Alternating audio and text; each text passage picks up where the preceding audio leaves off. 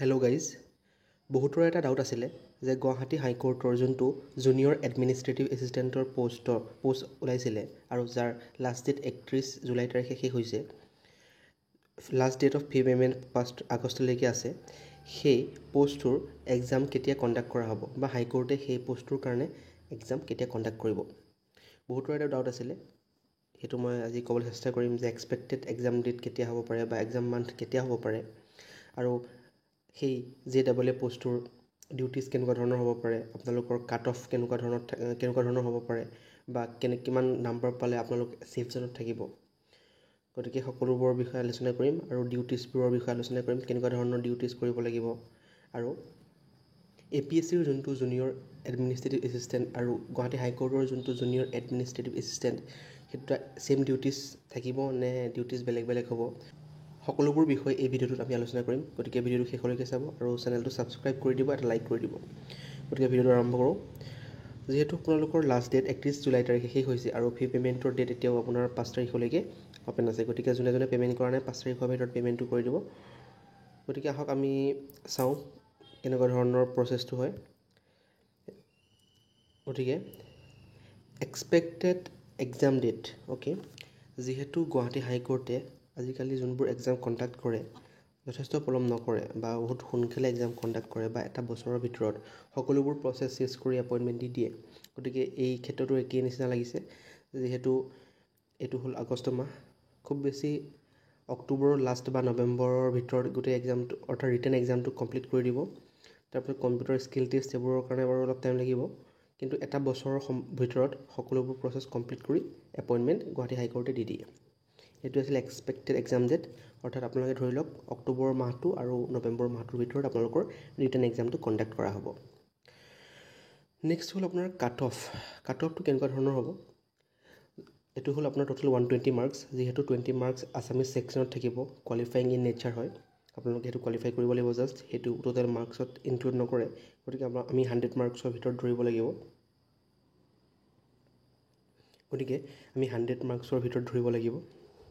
100 মাৰ্কছৰ ভিতৰত আপোনালোক যদি আনৰিজাৰ্ভ কেটেগৰীৰ পৰা বিলং কৰে, গতিকে যদি আপোনালোকে আনৰিজাৰ্ভ কেটেগৰী হয় তেন্তে আপোনালোকে যদি 70 মাৰ্কছ 65 to 70 মাৰ্কছ যদি স্ক'ৰ কৰিব পাৰে, গতিকে আপোনালোক এটা ছেফ জ'নত থাকিব বুলি আশা আছে যে আপোনালোকৰ পোৱা চান্সটো বেছি থাকিব যদি আপোনালোকে 65 বা 70ৰ ভিতৰত মাৰ্কছটো উঠাব পাৰে ৰিটেন এক্সামত।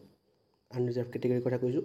বাকী যোনবোৰ ৰিজাৰ্ভ কেটেগৰী আছে সেইবোৰৰ খুব বেছি 5, 3, 4 এনেকৈ কমাই পেলাই ধৰিলে হ'ল যে OBCৰ ক্ষেত্ৰত যদি আপোনালোকে 60 বা 65 পায় তেন্তে আপোনালোক এটা ছেফ জ'নত থাকিব। তেনেকুৱা ধৰণে আপোনালোক ST SC সেই অলপ মাৰ্কছ কমাই আনিলে আপোনালোক ছেফ জ'নত থাকিব বুলি ধৰি লোৱা হৈছে। গতিকে আৰু এটা কথা আছিলে যে আছামিজ ছেকশ্যনটো যোনটো 20 মাৰ্কছ আছে তাত নিগেটিভ মাৰ্কছ থাকিব নাথাকে।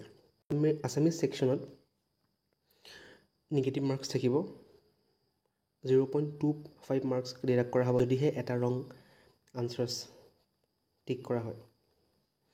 গতিকে আপোনালোকৰ ডাউট ক্লিয়াৰ হ'ল যে আছামিজ ছেকশ্যনটো আপোনাৰ নিগেটিভ মাৰ্কিং থাকিব আৰু যোনটো আপোনাৰ 100 মাৰ্কছৰ বাকী কুৱেশ্যনবিলাক থাকিব তাতো আপোনাৰ 0.25 মাৰ্কছ নিগেটিভ মাৰ্কিং থাকিব। সেইটো হ'ল। তাৰপিছত আহি গ'ল ডিউটিজ, কেনেকুৱা ধৰণৰ ডিউটিজ কৰিব লাগিব। গুৱাহাটী হাইকোৰ্টৰ যোনটো জুনিয়ৰ এডমিনিষ্ট্ৰেটিভ এছিষ্টেণ্ট আছে তাৰ ডিউটিজবোৰ অলপ বেলেগ ধৰণৰ, বা APSC JEEৰ ডিউটিতকৈ বেলেগ ধৰণৰ হ'ব, যিহেতু এইটো এটা কোৰ্টৰ পষ্ট হয়, হাইকোৰ্টৰ পষ্ট হয়। গতিকে ইয়াৰ কামবোৰ সেই হাইকোৰ্টৰ ফাইল মেনেজমেণ্ট আদি ইত্যাদিৰ নিচিনা হ'ব লাগিব বা এনেকুৱা ধৰণৰ কাম হ'ব। ডিউটিজ হ'ল যে supporting the courts operation and ensuring the smooth functioning of judicial proceeding, okay. কোৰ্টৰ যোনবিলাক ডে টু ডে অপাৰেশ্যন থাকে, অৰ্থাৎ আপোনাৰ কেছ ফাইল মেনেজমেণ্ট বা বিভিন্ন ধৰণৰ ডেটছৰ মেনেজমেণ্ট হওক, সকলোবোৰ মেনেজ কৰা বা সকলোবোৰ ছেট কৰা আৰু ফাইলবিলাক ধুনীয়াকৈ আপোনাৰ আপ টু ডেট কৰি ৰাখা, ট্ৰেকিং কৰা, কেছ প্ৰগ্ৰেছ চেক কৰা, এইবোৰে ডিউটি থাকিব। দেখা পাই আছে যে কেনেকুৱা ধৰণৰ থাকিব, যে like case management, record keeping, okay, এইবোৰ ধৰণৰ ডিউটিজ আপোনালোকে পাৰফৰ্ম কৰিব লাগিব।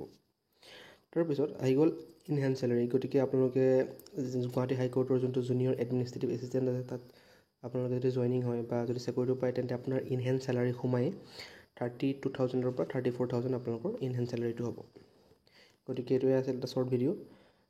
চাই ল'ব ডিউটিছ এনেকুৱা ধৰণৰ হয় চেলাৰী এনেকুৱা ধৰণৰ নিগেটিভ মাৰ্কিং থাকিব 0.25 আছামিজ ছেকশ্যনটো থাকিব নিগেটিভ মাৰ্কিং কাট অফ আপোনাৰ যদিহে আনৰিজাৰ্ভ কেটেগৰীৰ পৰা বিলং কৰে তেন্তে 65 to 70 থাকিব লাগিব যদি OBCৰ পৰা বিলং কৰে 60 to 65 থাকিলে আপুনি এটা CF জোনত থাকিব পাৰে expected exam date October to November এই দুটা মাহত আপোনাৰ ৰিটেন এক্সাম হৈ যাব বাকী কম্পিউটাৰ টেষ্ট আদি তাৰপিছত এক মাহ পাছত বা এনেকুৱা ধৰণৰ হিচাপত হৈ যাব যিহেতু এটা বছৰত গুৱাহাটী হাইকোৰ্টে সকলোবোৰ কাম কমপ্লিট কৰিব বা এপইণ্টমেণ্ট দি দিব গতিকে এইটোৱে আছিল এটা শ্বৰ্ট ভিডিঅ' চেনেলটো ছাবস্ক্ৰাইব কৰি দিব যদিহে আগলৈ এনেকুৱা ধৰণৰ শ্বৰ্ট ভিডিঅ' চাব বিচাৰে থেংক ইউ